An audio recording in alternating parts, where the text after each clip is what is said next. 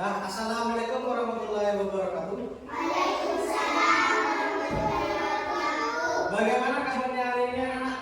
Baik. Dan hari ini kita akan membuat keyakinan kelas. Ada yang tahu apa itu keyakinan kelas? Tidak tahu. Keyakinan kelas itu sama halnya dengan peraturan kelas. Cuma keyakinan kelas ini diibaratkan kalau kita sudah meyakini, maka kita akan selalu melekat dalam diri kita. Pak Guru nanti akan kasih contohnya seperti ini keyakinannya, yaitu peraturan kalau kita menaiki kendaraan roda 2 itu harus menggunakan apa anak? Kalian tahu alasannya kenapa? Ayo, kenapa? Tidak tahu? Kenapa kalau pakai helm di anu? Kenapa ayo? Di jalan raya kalau naik motor ayo? Ya, takut ditangkap polisi apa lagi? Ya, jaga keamanan apa lagi? Ayo apa lagi? Ayo, ada yang tahu lagi? Nah, itu semua contohnya. Tapi yang paling betul, kenapa kita harus pakai helm? Itu adalah untuk keselamatannya kita. Betul tidak? Jadi keyakinan itu contohnya seperti itu, yaitu keyakinan kita agar kita keselamatan seperti itu. Jadi sekarang kita akan membuat keyakinan kelas, di mana keyakinan ini kalian buat beserta teman-teman kalian semua untuk membuat agar suasana kelas kita ini lebih nyaman, lebih enak kalian belajar. Mengerti? Nah, nanti Pak Guru akan kasih screenshot, silakan kalian tulis dulu namanya kalian. Terus keyakinan kelas apa yang kalian inginkan agar suasana kelas kita ini nyaman, kalian bisa nyaman untuk belajar seperti itu ya. Nah, Pak Guru kasih dulu.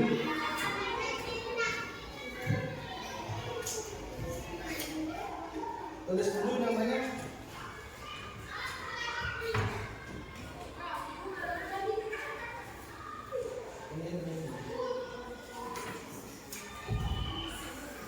Tulis dulu namanya.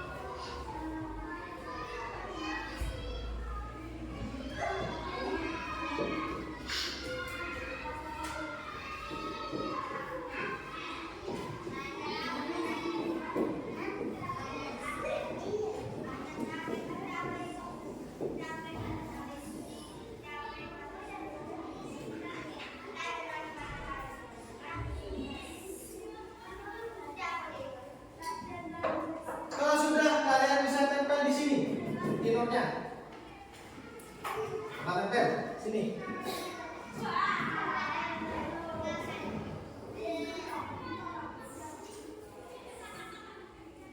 Ya, udah. Ya, tempel ini yuk.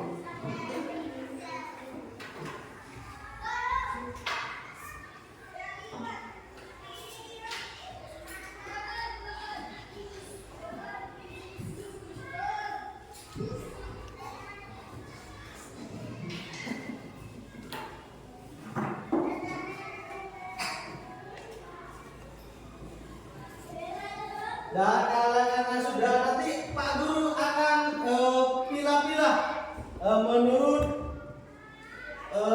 adanya sendiri-sendiri. Seperti contohnya, tidak mencoret dinding ini termasuk apa anak? Apa? Itu kan menjaga kebersihan kan, betul tidak?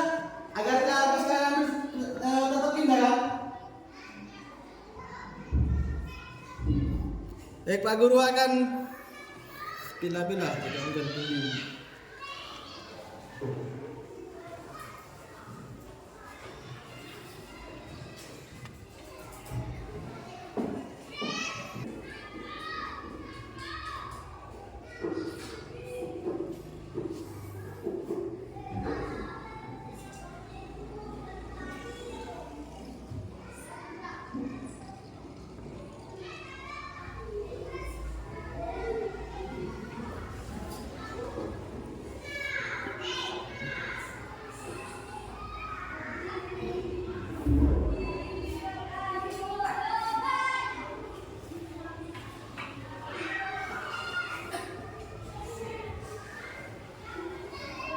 Baik, tidak datang terlambat di sekolah ini termasuk kebijakan yang mana, Pak?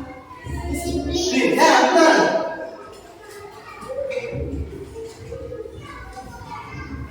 Disiplin. Mana lagi?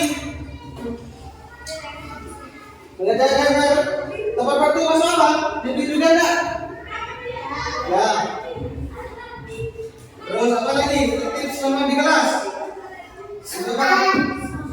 Ya. Terus tidak menutup temannya masuk ke yang mana? Apa? Katanya. Yaitu saling menyayangi, ya enggak? Betul kan?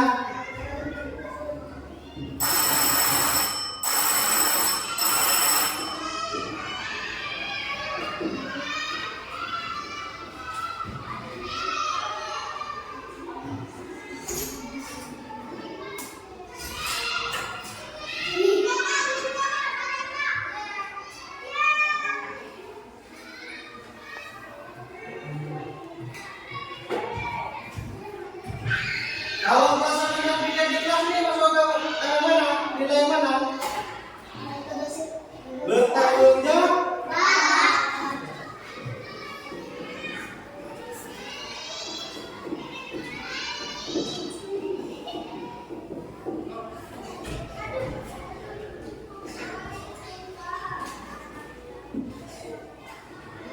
Baik, ini adalah nilai-nilai keyakinan yang ada di kelas kita.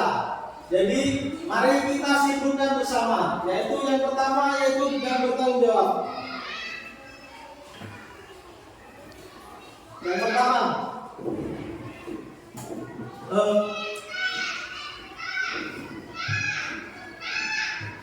membersihkan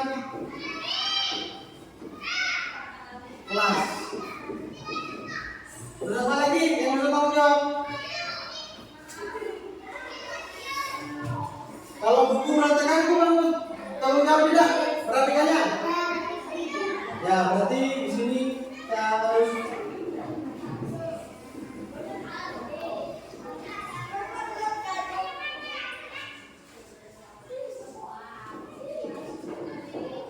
terus nilai kedua yaitu saling menyayangi. Berarti kita seharusnya kepada teman dan guru harus Baik kepada ya.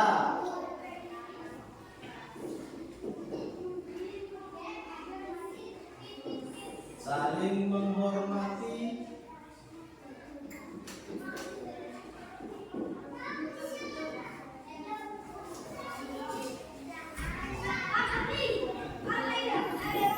Sesama warga sekolah.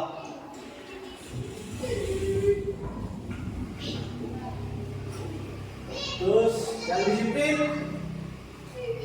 yaitu apa yang tadi yang disiplin lagi? Yang benar disiplin yang kali itu biasa apa? Tadi tertib selama kelas. ya tertib teman di kelas yaitu pertama.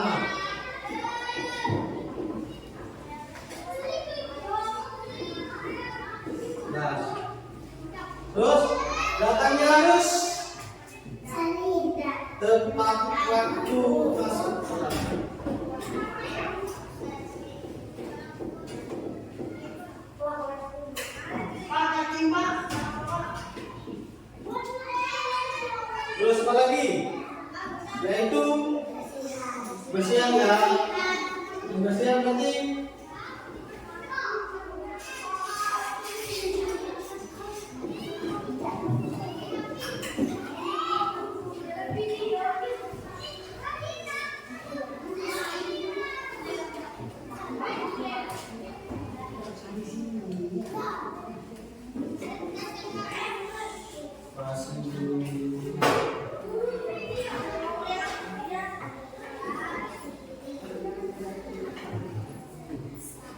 Nah, seperti bangku kalian, meja kalian ini kan termasuk fasilitas kelas kalian kan? Jadi inilah keyakinan kelas yang akan kita jalani. Yaitu yang pertama, dibacakan dulu dong apa ini?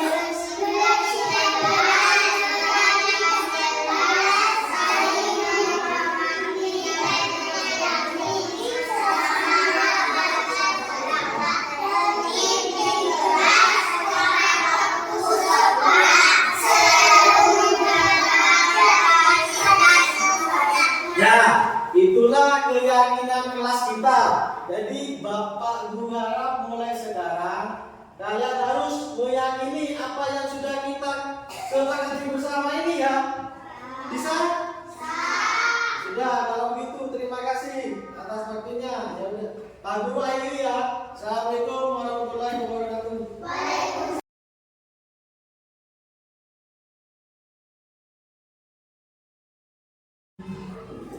Assalamualaikum warahmatullahi wabarakatuh.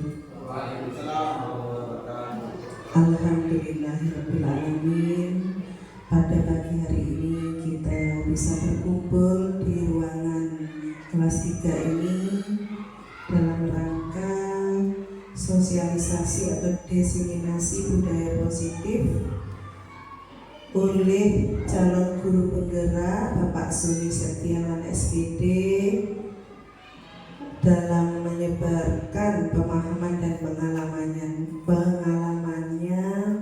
selama beberapa bulan ini ya sebagai guru penggerak.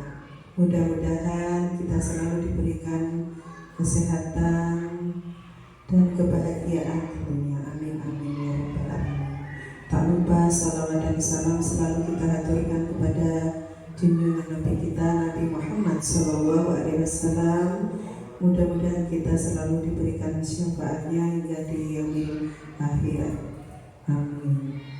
Bapak Ibu yang saya hormati, saya ucapkan selamat datang di acara ini. Mudah-mudahan apa nanti yang disampaikan oleh Bapak Suni Setiawan, mohon maaf Bapak Suni Setiawan SPD, mudah-mudahan diberikan ilmu yang barokah, yang bermanfaat, tentunya berguna untuk kita sebagai pendidik yang berkualitas. Amin. Bapak Ibu yang berbahagia,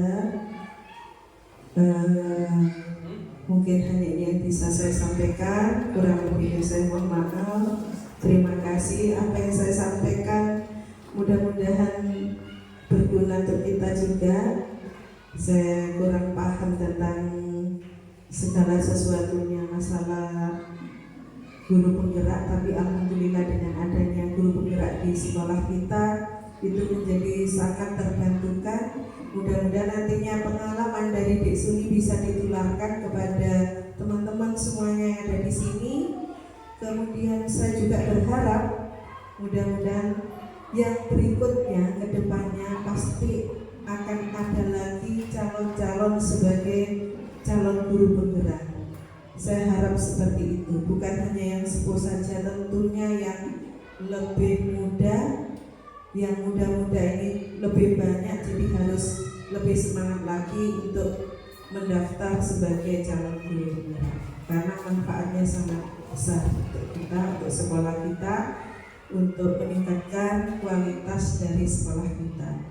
Itu saja yang bisa saya sampaikan. Mohon maaf kurang lebihnya. Wassalamualaikum warahmatullahi wabarakatuh. Saya serahkan ke sini.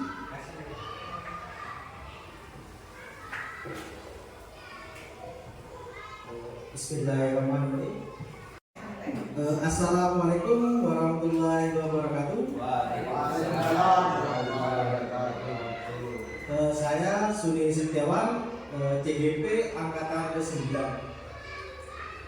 Terima kasih atas kehadiran Bapak Ibu yang sudah menyempatkan hadir dalam kegiatan hari ini.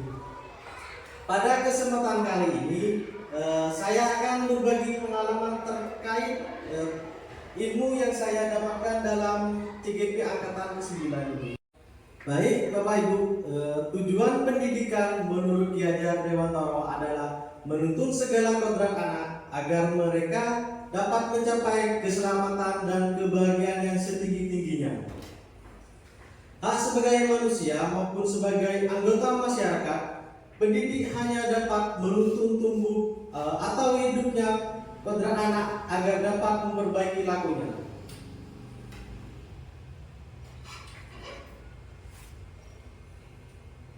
Yang kedua yaitu budaya positif.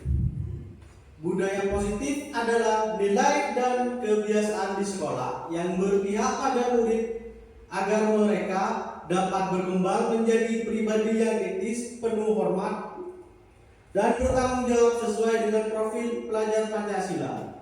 Inilah salah satu contoh kegiatan yang telah saya lakukan di sekolah.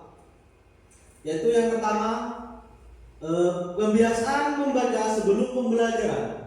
Terus yang kedua yaitu pembiasaan berbaris murid-murid sebelum masuk ke kelas. Terus yang ketiga yaitu pembiasaan bersalaman kepada guru sebelum masuk ke kelas.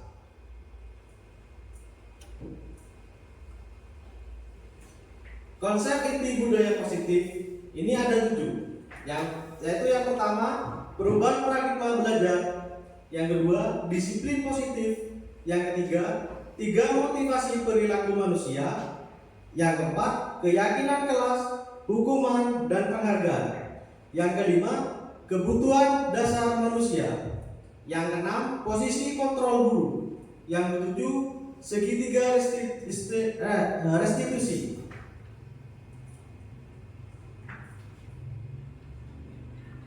Yaitu perubahan paradigma belajar. Pembelajaran dengan paradigma baru dirancang berbeda pada murid berdasarkan prinsip pembelajaran yang terdiferensiasi sehingga setiap murid belajar sesuai dengan kebutuhan dari tahap perkembangannya untuk mewujudkan profil Pancasila. Di sini refleksi filosofi Ki Hajar Dewantara itu ada 2. Yang pertama, pendidikan tepat bersemayam benih-benih kebudayaan. Yang kedua, perubahan. Dan visi pendidikan Indonesia adalah mewujudkan Indonesia maju yang berdaulat, mandiri, dan berkepribadian melalui terciptanya pelajar Pancasila. Perubahan paradigma belajar dalam membangun budaya positif. Sekolah dapat menyediakan lingkungan yang positif, aman, nyaman, agar siswa mampu berpikir, bertindak, dan menciptakan dengan merdeka, mandiri, dan bertanggung jawab. Disiplin sangat berkaitan dengan kontrol guru terhadap siswa.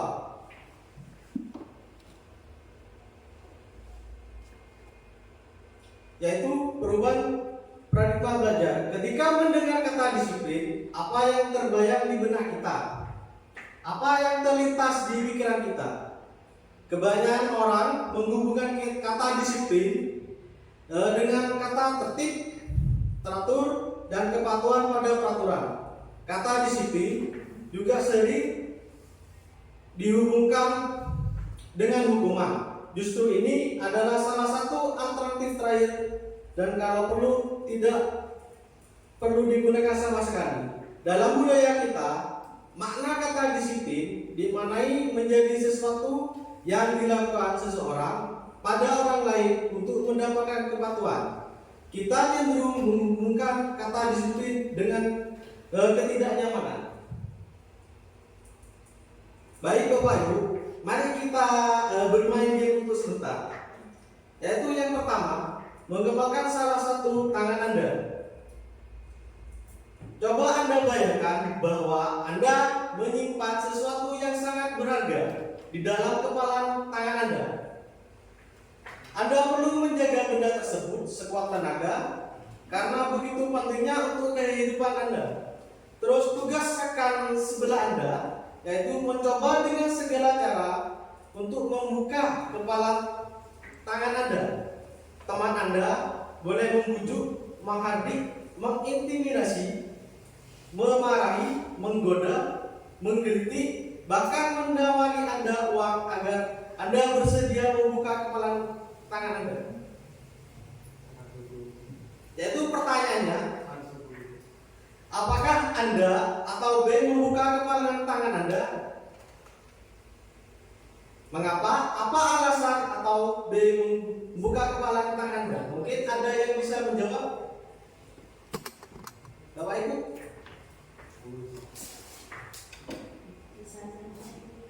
Dalam ketiga ini? Kalau dikasih uang. Masuk buku mas, Baik, kita buka selanjutnya yaitu pertanyaan-pertanyaan pertama dan kedua bervariasi antara bersedia buka dan yang tetap bertahan menutup kepala tangannya. Pertanyaan ketiga, siapa yang sesungguhnya memegang kontrol?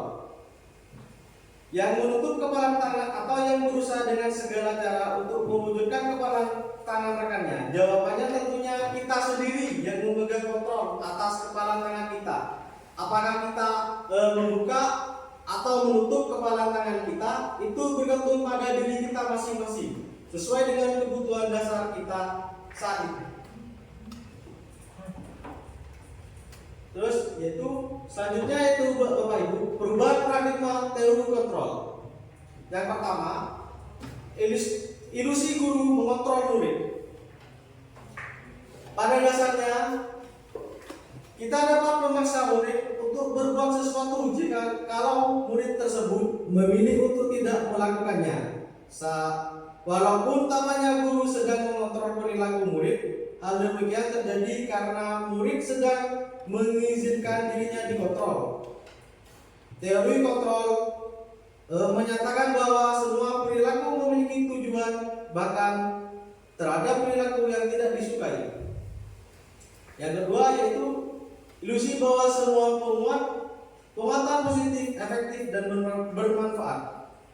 Penguatan positif ini adalah bentuk-bentuk kontrol segala sesuatu untuk mempengaruhi murid agar mengulangi suatu perilaku tertentu. Adalah suatu usaha untuk mengontrol murid tersebut dalam jangka waktu tertentu. Kemungkinan murid tersebut akan menyadarinya dan mencoba untuk menolak rujukan kita, atau bisa jadi murid tersebut menjadi tergantung pada pendapat sang guru untuk berusaha.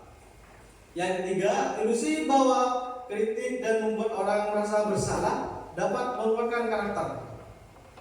Menggunakan kritik dan rasa bersalah untuk mengontrol murid menuju pada identitas gagal. Mereka belajar untuk merasa buruk tentang diri mereka. Mereka mengembangkan dialog diri yang negatif. Kadang-kala sulit bagi guru untuk mengidentifikasi bahwa mereka sedang melakukan perilaku ini, karena seringkali guru untuk cukup menggunakan suara halus untuk menyampaikan pesan negatif. Terus yang keempat, ilusi bahwa orang dewasa memiliki hak untuk memaksa. Baik Bapak Ibu, banyak orang dewasa yang percaya bahwa mereka memiliki tanggung jawab untuk mewujudkan murid-murid berbuat hal-hal tertentu. Apapun yang dilakukan dapat diterima selama ada sebuah kemajuan berdasarkan sebuah pengukuran kinerja. Pada saat itu pula orang dewasa akan menyadari bahwa perilaku memaksa tidak akan efektif untuk jangka waktu tertentu dan sebuah hubungan permusuhan akan terbentuk. Dan untuk selanjutnya Bapak Ibu yaitu disiplin positif, berasal dari kata Latin yaitu disiplina, yang artinya belajar. Disiplin diri membuat orang menggali potensinya menuju sebuah tujuan apa yang dihargai. Namun dalam budaya kita, makna kata disiplin telah berubah menjadi sesuatu yang dilakukan seseorang pada orang lain untuk mendapatkan kepatuhan. Kecenderungan umum adalah menghubungkan kata disiplin dengan ketidaknyamanan, bukan dengan kata apa yang kita hargai atau pencapaian suatu tujuan mulia.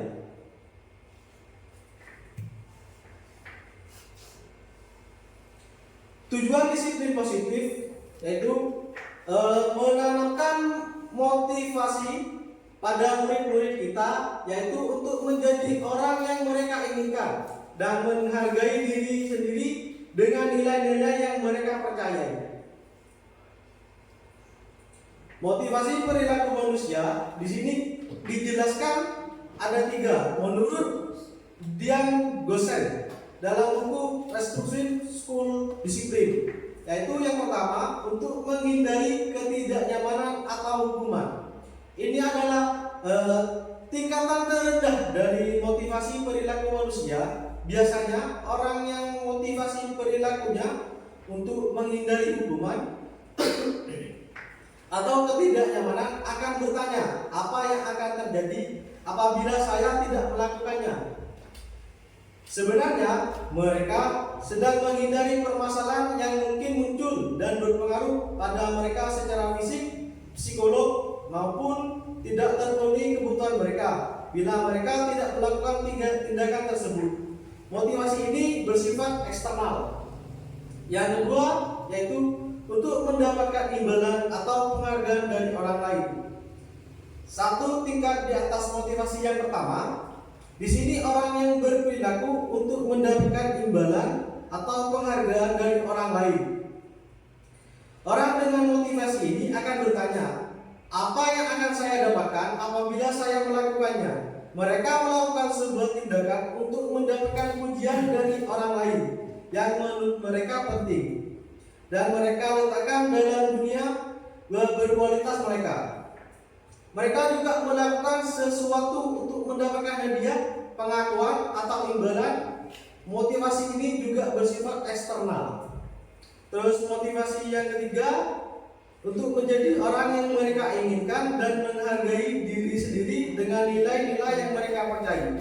Orang dengan motivasi ini akan bertanya, akan menjadi orang seperti apa apabila saya melakukannya? Mereka melakukan sesuatu karena nilai-nilai yang mereka yakini dan hargai, dan mereka melakukannya karena mereka ingin menjadi orang yang melakukan nilai-nilai yang mereka yakini tersebut. Ini adalah motivasi yang akan membuat seseorang memiliki disiplin positif, karena motivasi berperilakunya bersifat internal bahkan bukan eksternal. Yaitu yang ketiga yaitu teori motivasi perilaku manusia. Yang pertama, motivasi eksternal. Untuk menghindari ketidaknyamanan atau hukuman, apa yang akan terjadi apabila saya tidak melakukannya? Terus yang kedua, motivasi eksternal. Untuk mendapatkan imbalan dari orang lain atau instruksi, apa yang akan saya dapatkan apabila saya melakukannya? Terus yang ketiga, motivasi internal, tujuan disiplin positif. Untuk menghargai diri sendiri menjadi instan sesuai harapan kita. Saya akan menjadi orang yang seperti apa bila saya melakukannya. Motivasi perilaku manusia merdeka menurut Ki Hajar Dewantara, yaitu merdeka itu artinya tidak hanya terlepas dari perintah, akan tetapi juga cakap buat memerintah diri sendiri. Yang keempat yaitu Bapak Ibu, keyakinan kelas, hukuman, dan penghargaan.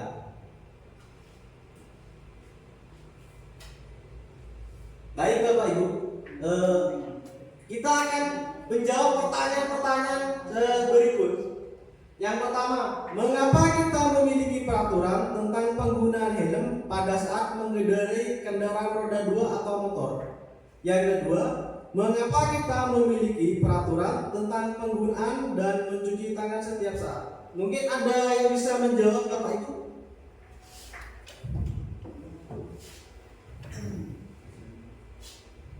Dari pertanyaan pertama dan kedua, mungkin Pak, monggo Pak. untuk yang nomor 1 mungkin untuk keselamatan. Terus yang nomor 2, mengapa kita memiliki peraturan tentang penggunaan masker? Mungkin sama untuk keselamatan juga. Oh, siap. Saya seperti itu. Ya, makasih Bapak atas jawabannya. Dan mari kita lihat selanjutnya. Ya betul, inilah kemungkinan jawaban yang pertama untuk keselamatan, yang kedua untuk kesehatan atau keselamatan. Nilai-nilai keselamatan atau kesehatan inilah yang kita sebut sebagai suatu keyakinan, yaitu nilai-nilai kebajikan universal yang disepakati secara tersirat dan tersurat, lepas dari latar belakang, suku, negara, bahasa maupun agama. Seseorang akan lebih tergerak dan bersemangat untuk menjalankan keyakinannya daripada hanya sekedar mengikuti serangkaian peraturan tertulis tanpa makna.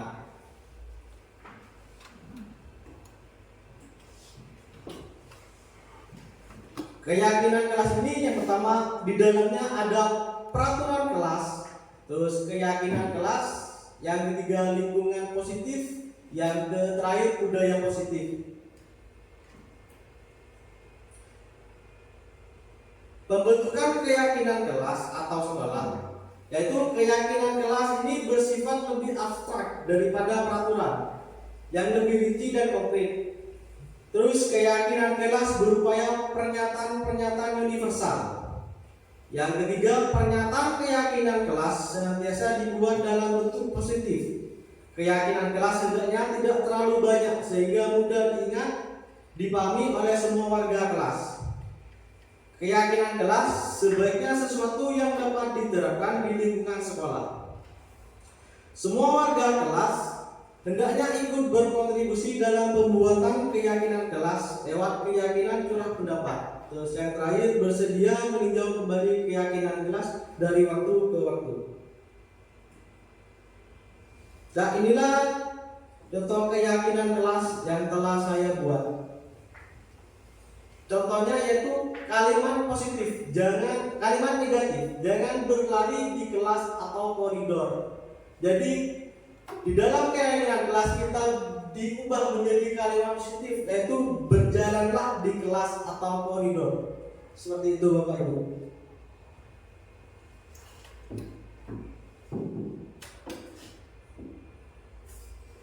Yaitu selanjutnya Bapak Ibu, yaitu hukuman, konsekuensi dan restitusi. Dalam menjalankan peraturan ataupun keyakinan kelas di kelas atau sekolah, bila mana ada suatu pelanggaran, tentunya sesuatu harus terjadi. Untuk itu kita perlu meninjau ulang tindakan penegakan peraturan atau keyakinan kelas atau sekolah kita selama ini. Tindakan terhadap suatu pelanggaran pada umumnya berbentuk hukuman atau konsekuensi. Dalam modul ini akan diperkenalkan program disiplin positif yang dinamai restitusi. Restitusi ini Bapak Ibu, proses menciptakan kondisi bagi murid untuk memperbaiki kesalahan mereka, sehingga mereka bisa memperbaiki kembali pada kelompok mereka dengan karakter yang lebih kuat. Restitusi juga merupakan proses kolaboratif yang mengajarkan murid untuk mencari solusi untuk masalah mereka dan membantu murid berpikir tentang orang seperti apa yang mereka inginkan dan bagaimana mereka harus memperlakukan orang lain.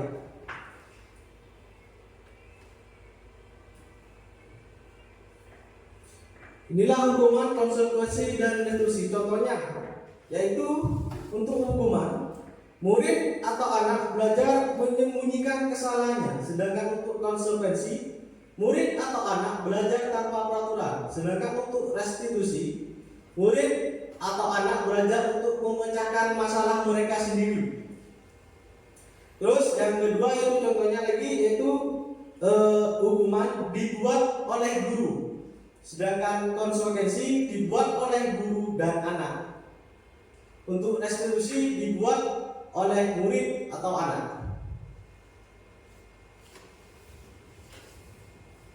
Kita bisa menyimpulkan bahwa hukuman bersifat tidak terencana atau tiba-tiba. Anak atau murid tidak tahu apa yang akan terjadi dan tidak dilibatkan. Yang kedua, hukuman bersifat satu arah dari pihak guru yang memberikan dan murid hanya menerima suatu hukuman tanpa melalui suatu kesepakatan atau pengarahan dari pihak guru, baik sebelum atau sesudahnya.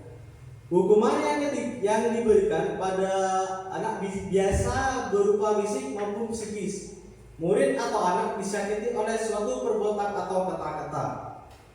Sementara disiplin dalam bentuk konsekuensi yaitu yang pertama sudah terencana atau sudah disepakati bersama. Yang kedua sudah dibahas dan disetujui oleh murid dan guru. Yang ketiga sudah terencana atau sudah disepakati. Yang keempat sudah dibahas dan disetujui oleh murid dan guru. Untuk yang kelima, umumnya bentuk-bentuk konsekuensi dibuat oleh pihak guru atau sekolah dan murid sudah mengetahui sebelumnya. Sehingga konsekuensi ini yang akan diterima bila akan terjadi pelanggaran. Yang kelima itu untuk melaksanakan budaya positif kita harus memahami dengan kebutuhan manusia. Segala sesuatunya dapat dilakukan manusia pasti didasari dengan 5 hal ini. Yaitu yang pertama kebutuhan bertahan hidup. Yang kedua, kasih sayang dan rasa diterima. Yang ketiga, kebebasan. Yang keempat, kesenangan dan kepuasaan.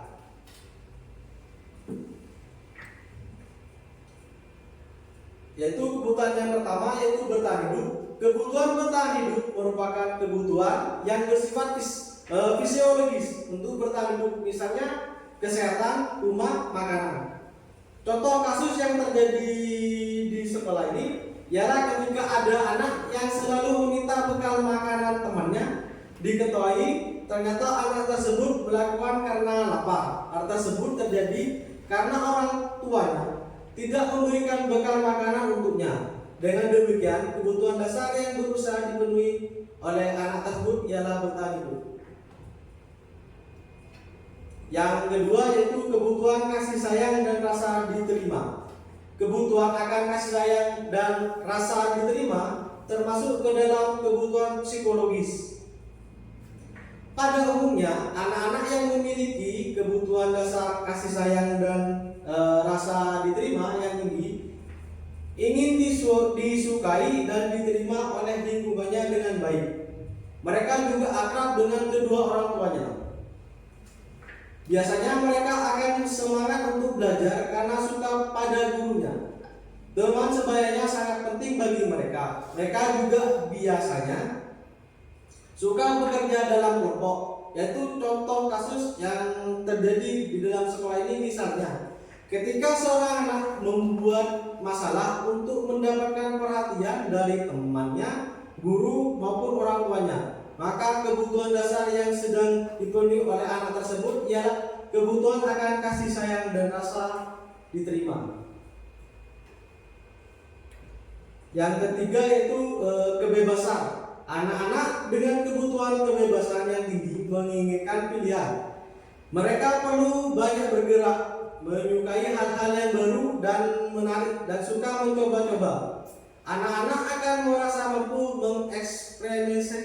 mengekspresikan diri secara mandiri, tidak tergantung pada orang lain. Dan contohnya untuk anak-anak ini yaitu yang pertama, di sekolah ini membuat masalah dengan mengambil paksa bekal milik teman-temannya.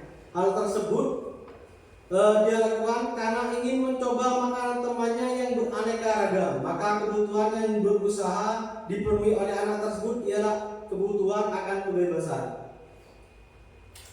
Yang ketiga yaitu kebutuhan kesenangan. Anak-anak dengan kebutuhan ini yaitu kebutuhan untuk mencari kesenangan, bermain dan tertawa. Kebutuhan ini muncul sejak dini, kemudian terus berkembang hingga dewasa. Biasanya anak-anak suka bermain. Saat mereka bermain, mereka secara tidak langsung mempelajari keterampilan hidup yang penting. Anak-anak dengan kebutuhan dasar kesenangan ini ingin menikmati apa yang mereka lakukan. Mereka juga bisa berkonsentrasi tinggi saat mengerjakan hal yang disenangi.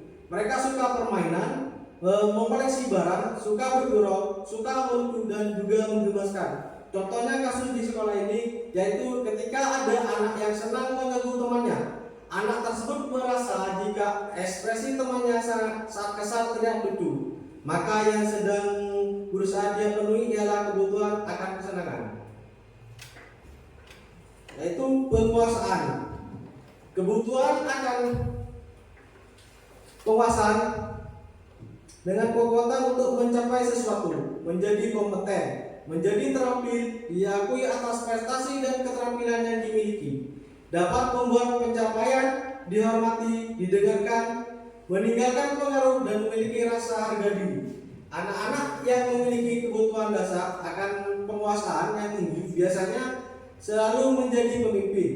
Mereka juga suka mengamati sebelum mencoba hal baru dan merasa kecewa bila melakukan kesalahan. Mereka juga biasanya rapi dan sistematik dan selalu ingin mencapai yang terbaik.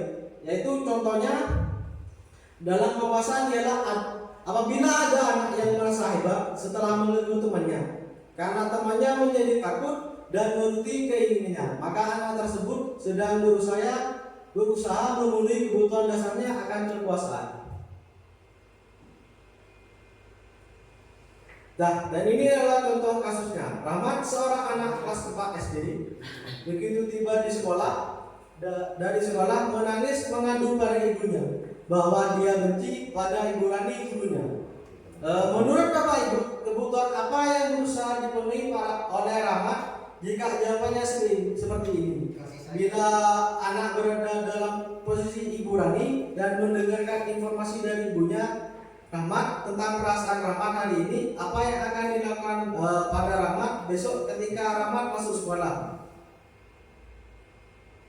Dan jawabannya adalah yaitu kesenangan, kasih sayang dan rasa diterima, kebebasan, penguasaan. Inilah contoh-contohnya kalimatnya.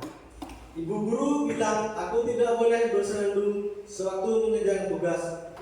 Katanya kelas harus tenang, tidak ada suara, kan gak seru jadinya. Inilah kebutuhan kesenangan Bapak Ibu. Terus yang kedua, ibu guru tidak menyapaku hari ini, padahal aku pakai penjepit rambut baru. Ini adalah kebutuhan kasih sayang dan rasa ingin diterima. Yang ketiga, aku bosan masa belajarnya cuma gitu-gitu aja, dengerin ibu guru aja. Dan ini adalah kebutuhan tentang kebebasan. Terus yang terakhir, aku sebel gambarku tidak rapi, malah ibu guru menunjukin ke teman-temanku di depan kelas. Dan inilah adalah kebutuhan penguasaan. Dan inilah 5 posisi kontrol guru. Yang pertama, penghukum, pembuat merasa bersalah, teman, pemantau, dan yang terakhir manajer. Dan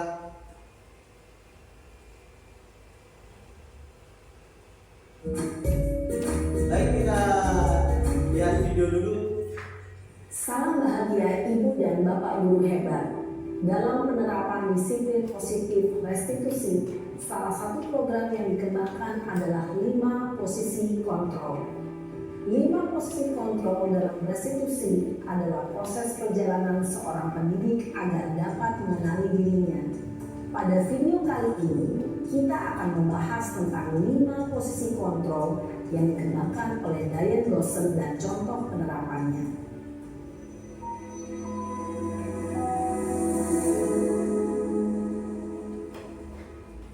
5 posisi kontrol itu adalah 1.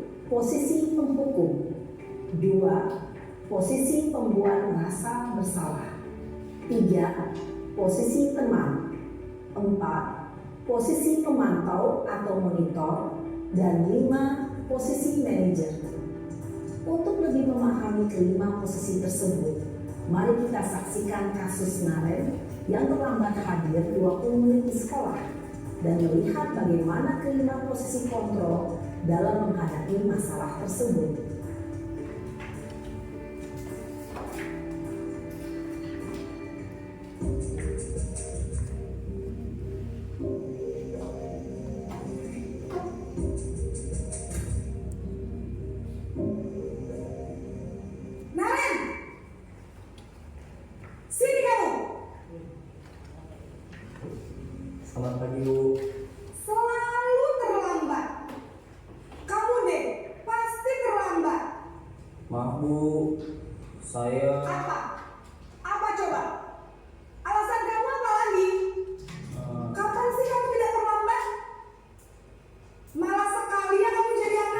Saya Dasar pemalas. Gak kapok-kapok sih kamu. Sudah berapa kali terlambat? Sana, kamu keliling lapangan basket 2 kali. kenapa saya harus ke lapangan basket, Bu? Kenapa? Kamu melawan ibu. Berani-beraninya jawab. Sudah terlambat, masih berani jawab pula. Sekarang, keliling lapangan basket 5 kali sekalian. Biar kapok. Cepat. Pergi sana ke lapangan basket. Posisi penghukum biasanya berbicara dengan nada tinggi, menghardik, menunjuk-nunjuk, menyakiti, dan menyindir. Hukuman bisa berupa fisik maupun psikis. Ibu dan bapak guru hebat. Dampak yang terjadi pada murid ketika guru berada pada posisi penghukum adalah murid cenderung akan memberontak, bahkan menyimpan dendam.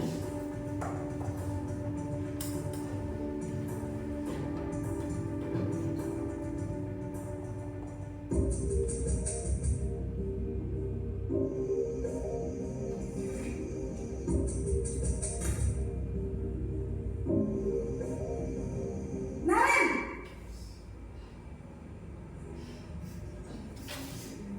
Selamat pagi, Bu. Naren, kamu kenapa terlambat lagi, nak? Ya Tuhan, Naren, kamu senang ya bikin ibu susah ya? Kalau kamu terlambat lagi, nanti ibu yang ditegur bapak kepala sekolah, nak. Disangka ibu tidak bisa membina kamu. Duh, gimana ini? Maaf, Bu. Duh, Gusti Naren, kamu suka ya kalau ibu ditegur bapak kepala sekolah? Terus, sekarang ibu harus tulis apa ini di buku absen? Ini kamu sudah sering terlambat loh. Ibu harus apa coba? Maaf, Bu. Maaf sekali. Ya sudah, lain kali jangan bikin ibu susah lagi ya, nak ya. Ibu tidak akan kuat lagi kalau kamu begini terus. Bisa jantungan kalau ibu ditegur bapak kepala sekolah. Sana cepat ke kelas. Maaf ya, Bu. Maaf sekali. Posisi pembuat rasa bersalah berbicara dengan nada tenang, cenderung lembut. Namun kata-kata yang diutarakan membuat murid merasa menjadi orang yang gagal, memandang buruk dirinya sendiri, merasa tidak berharga, dan tidak sanggup membahagiakan orang lain. Ketika guru mengambil posisi pembuat rasa bersalah, murid akan menganggap dirinya yang bersalah dan ia akan menyimpan emosi negatif tersebut di dalam dirinya.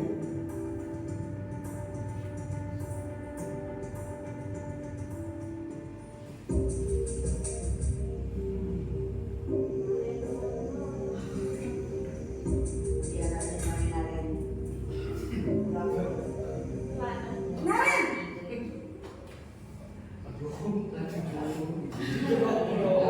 Maaf, Bu. Wah, sudah jam berapa ini, Nak? Terlambat lagi ya, sayang. Iya, Bu. Habis. Ibu saya lupa membangunkan saya, Bu. Kamu malah menyalahkan ibu kamu. Kamu bukannya anak yang larinya paling kencang. Kok terlambat sih? Iya, Bu. Saya memang terlambat bangun tadi. Jadi, biarpun saya lari kencang, tetap gak kejar, Bu. Ya sudah sana. Nanti lain kali larinya lebih kencang lagi ya. Biar gak terlambat lagi. Bikin senang ibu. Demi ibu. Bisa kan? Bisa lah, Bu. Ya sudah sana masuk kelas. Ibu beresin urusan absennya. Kamu ini ada-ada saja. Dalam posisi teman, guru berbicara dengan nada suara ramah, akrab, cenderung bersenda gurau untuk menjaga suasana tetap santai. Murid akan merasa senang, aman, dan akrab dengan guru. Identitas yang tercipta adalah identitas sukses atau berhasil. Namun, perlu diingat, karena ini masih dorongan eksternal, maka ada faktor ketergantungan dari murid kepada orang tertentu. Di sini, guru absennya sehingga di lain waktu murid bisa berperilaku baik, namun hanya kepada orang-orang tertentu saja.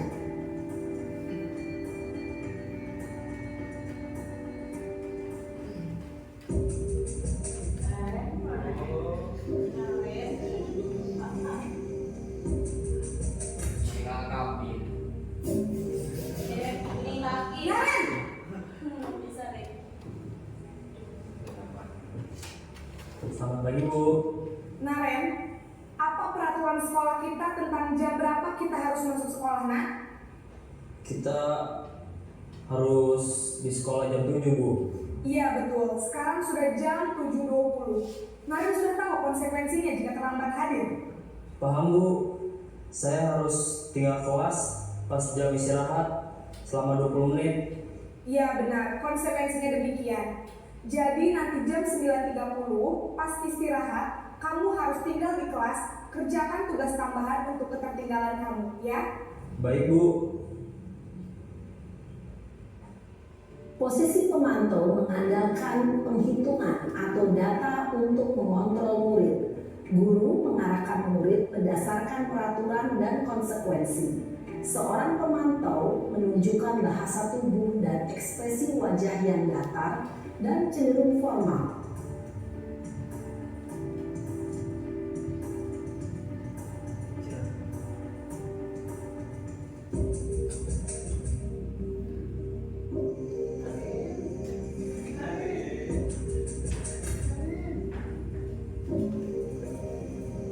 Naren!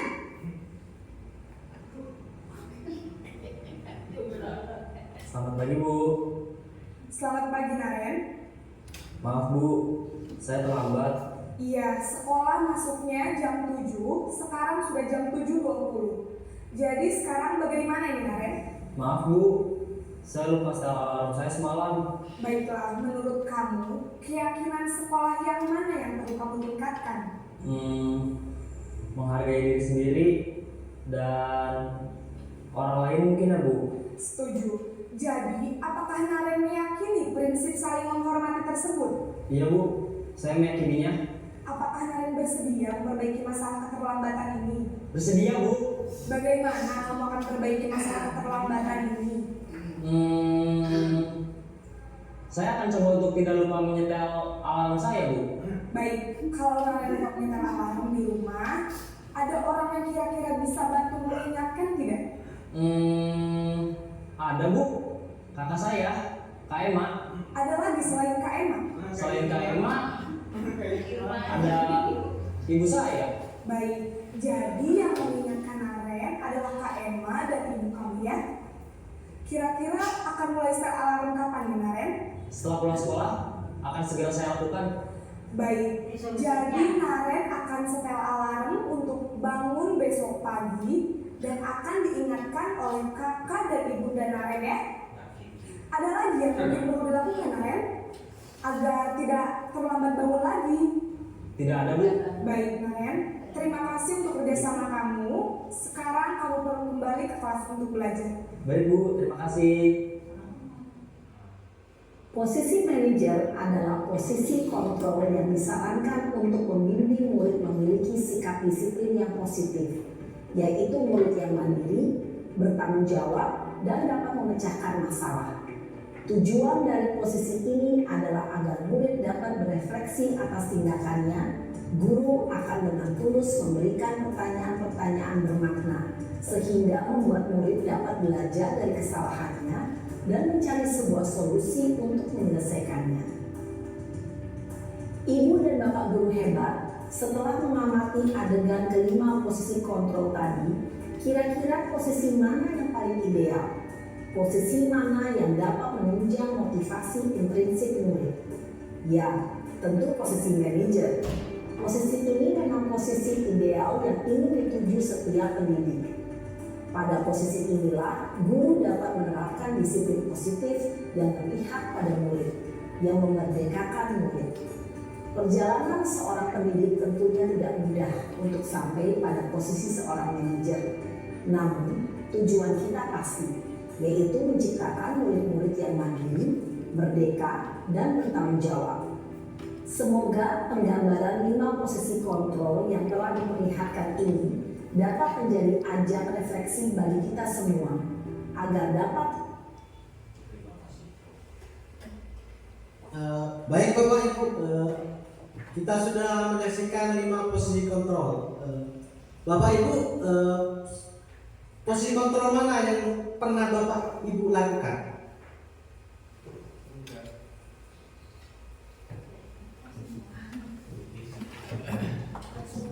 Ini biasanya Bapak Ibu lakukan. Kalau Gus, yang mana Gus? Pernah semua. Pernah semua? Kayak yang pertama yang sering Gus. Yaitu penghukum. Jadi disinilah 5 posisi kontrol. Yang pertama yaitu hukum.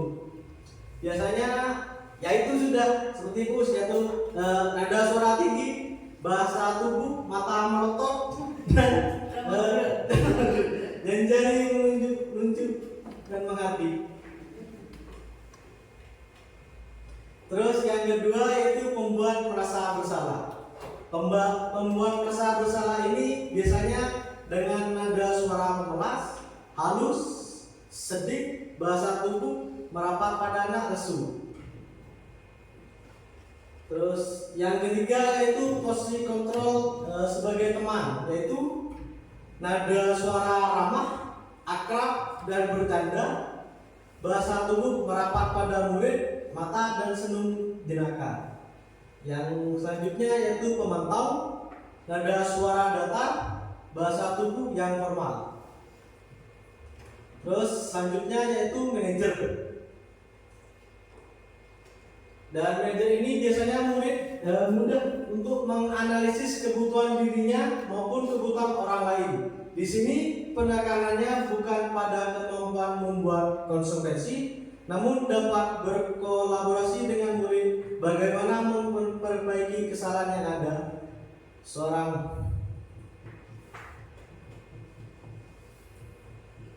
Dan inilah motivasi. Yang pertama yaitu motivasi eksternal, instrik. Biasanya guru berbuat yaitu kalau penghukum menghardik atau menunjuk-nunjuk, menyakiti atau menyindir. Kalau membuat orang merasa bersalah, berceramah, menunjukkan kekecewaan mendalam. Sedangkan untuk posisi kontrol teman membuat alasan-alasan untuk murid-muridnya. Sedangkan pemantau menghitung dan mengukur. Untuk manajer mengajukan pertanyaan-pertanyaan.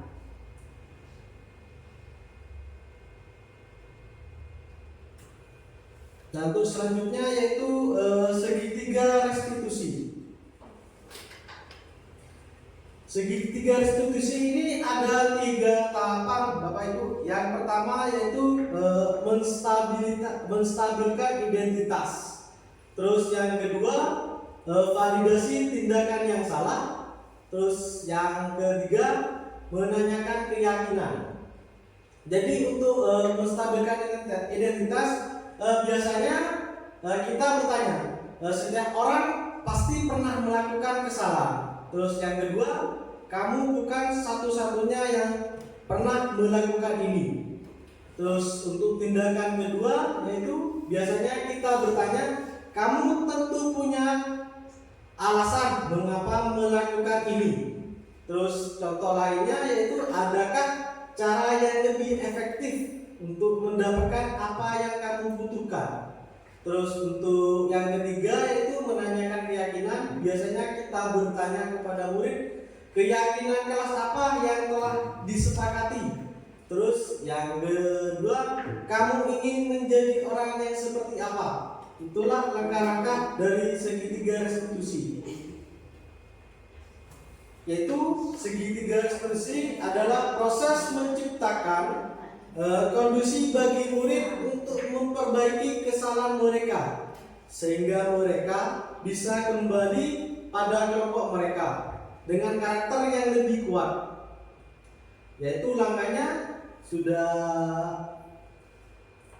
saya bahas barusan, yaitu menstabilkan identitas, validasi tindakan yang salah, menanyakan keyakinan. Dan teori kontrolnya, kita semua akan melakukan yang terbaik yang bisa kita lakukan.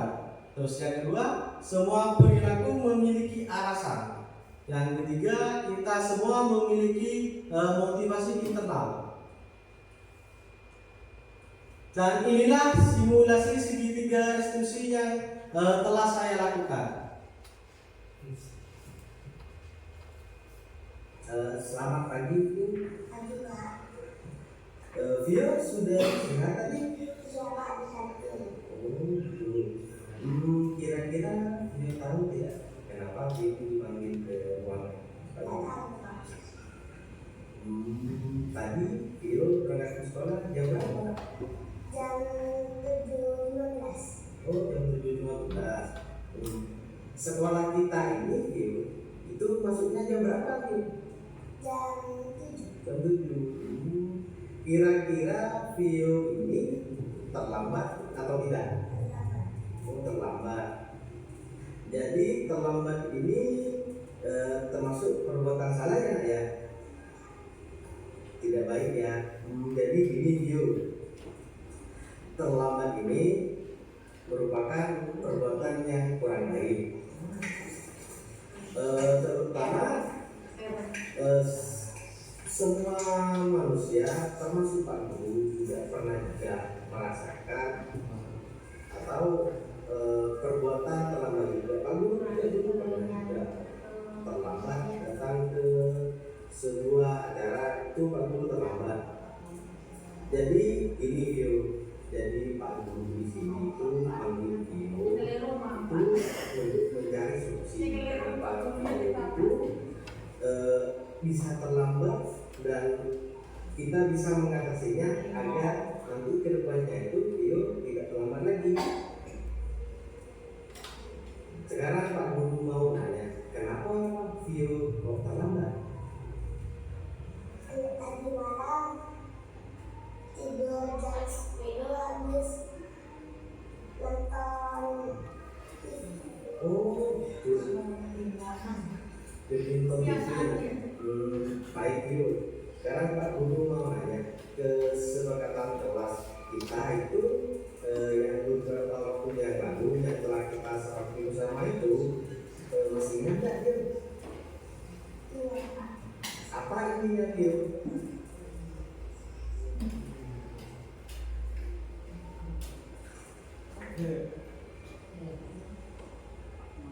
Kamu lupa?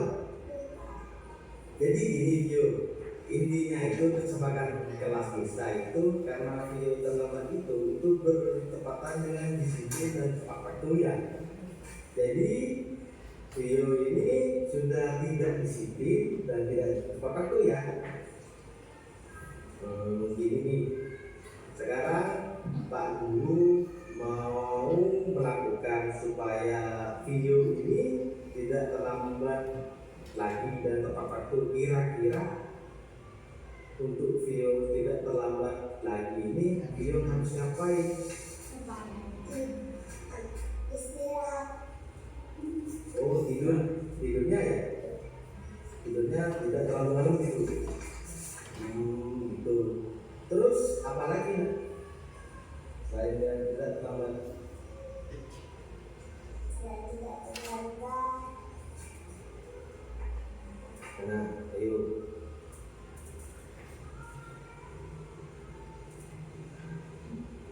Vio punya HP? Atau gini aja, gimana kalau Pak Guru kasih solusinya juga. Jadi Vio ngasih alarmnya di hatinya itu biar Vio tidak terlambat sekolah ya. Jadi Vio itu nanti kasih alarm sebelum subuh aja kan enak nanti Vio. Jadi bisa sholat subuh dulu kan. Gitu. Siap. Baik. Mulai hari ini Vio bisa nggak melakukan perubahan ini? Bisa Pak ya? Oke, Vio. Pak Guru yakin Vio itu bisa lebih baik lagi ya, bisa lebih pagi lagi datang ke sekolah agar tidak terlambat. Ya, ya sudah kalau itu Pak Guru, makasih. Sekarang Tio bisa kembali ke kelasnya.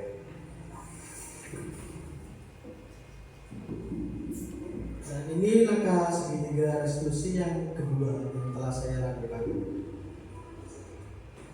Assalamualaikum sih.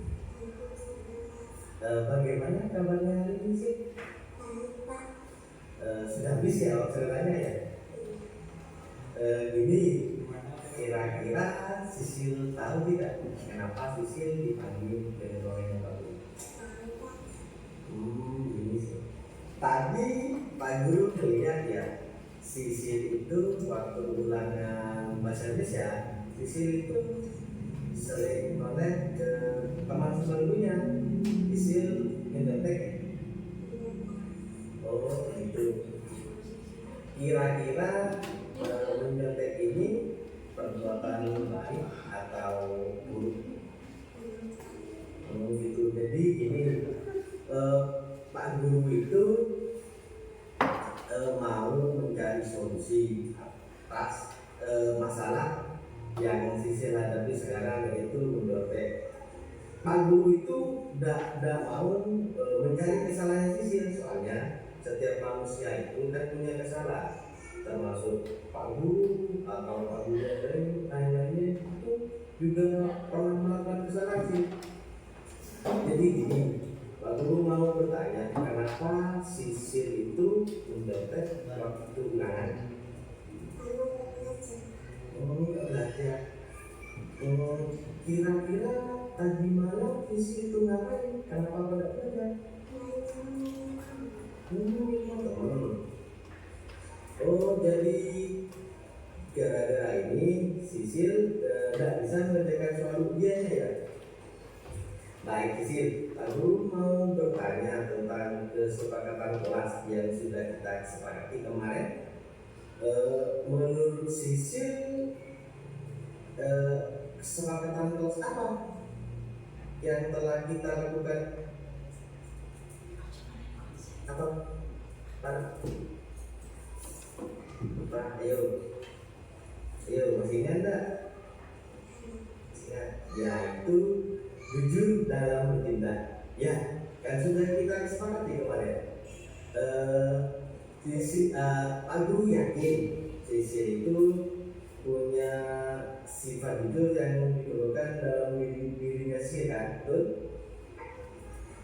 Jadi gini Sisil, kira-kira apa yang harus Sisil lakukan agar tidak menyontek lagi? Karena Sisil kan tahu perbuatan menyontek ini kan perbuatan yang tidak jujur kan. Kira-kira Sisil harus ngapain biar tidak menyontek lagi? Belajar. Oh, terus apa lagi? Berdoa. Baiklah. Jadi sudah tahu ya kesalahan Sisil ya. Jadi ini mulai hari ini Sisil harus melakukan apa yang sudah dilakukan ya, yaitu belajar dan berdoa ya, dan diusahakan lagi jangan terlalu malam untuk main di rumah temannya ya. Baiklah, terima kasih sih. Ya sudah, sih bisa kembali ke kelasnya. Dan inilah anggapan dari yang telah melakukan segitiga restitusi. Saya senang sekali diajari Pak Guru untuk memahami masalah dan mencari solusinya dengan menggunakan segitiga restitusi. Assalamualaikum warahmatullahi wabarakatuh. Nama saya Sisil. Saya senang sekali mempraktekkan segitiga restitusi. Saya diajarkan untuk mencari solusi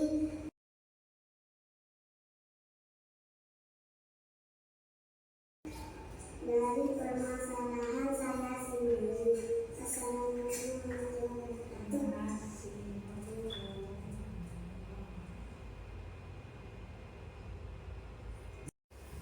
Mungkin Bapak Ibu ada yang mau ditanyakan tentang diseminasi budaya positif yang telah saya jelaskan tadi?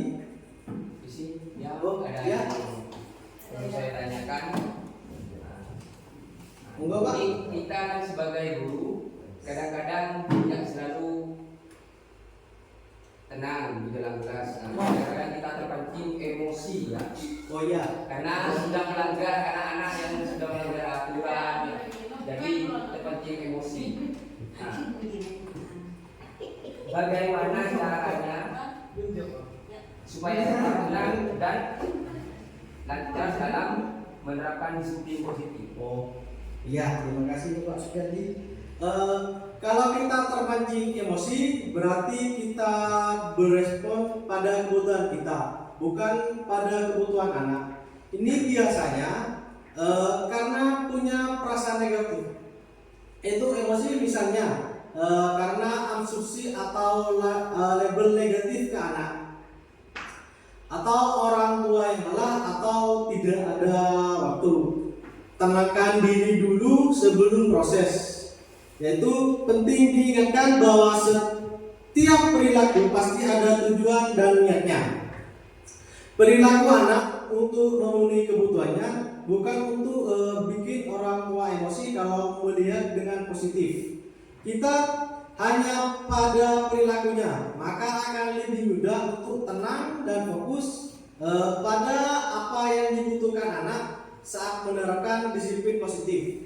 Disiplin positif ini tujuannya agar anak belajar mengendalikan diri sesuai tujuannya dan nilai yang dipercayai bersama di rumah dan di sekolah. Mungkin itu.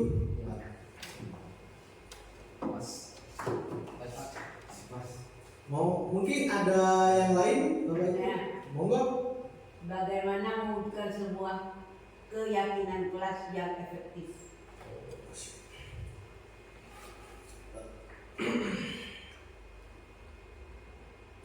Yaitu kita menerapkan aturan dan harapan. Mulailah dengan menerapkan aturan harapan yang jelas di kelas. Sampaikan dengan tegas apa yang diharapkan dari para siswa dalam hal perilaku, kedisiplinan, partisipasi dan kerja keras. Pastikan siswa memahami aturan tersebut agar mereka dapat mengikuti dengan baik, menciptakan iklim kelas yang positif. Jadikan kelas sebagai lingkungan yang positif, inklusif dan mendukung. Kenali keberagaman siswa dan berikan kesempatan bagi setiap siswa untuk berkontribusi dan merasa diterima. Dorong kerjasama dan penghargaan antara siswa untuk menciptakan atmosfer yang baik. Mungkin itu saja, Gus. Mungkin ada yang lain? Pas sudah? Baik. Kita sepakat ya, sudah kita akhiri ya. Sepakat. Baik Bapak Ibu, terima kasih atas segala waktunya dan mohon maaf apabila ada banyak kekurangan tentang saya tentang diseminasi budaya positif ini. Dan inilah akhir dari diseminasi budaya positif yang saya berikan kepada Bapak Ibu guru. Untuk waktunya saya terima kasih untuk Bapak Ibu sekalian. Jadi saya akhiri untuk diseminasi budaya positif ini, yaitu Assalamualaikum warahmatullahi wabarakatuh. Waalaikumsalam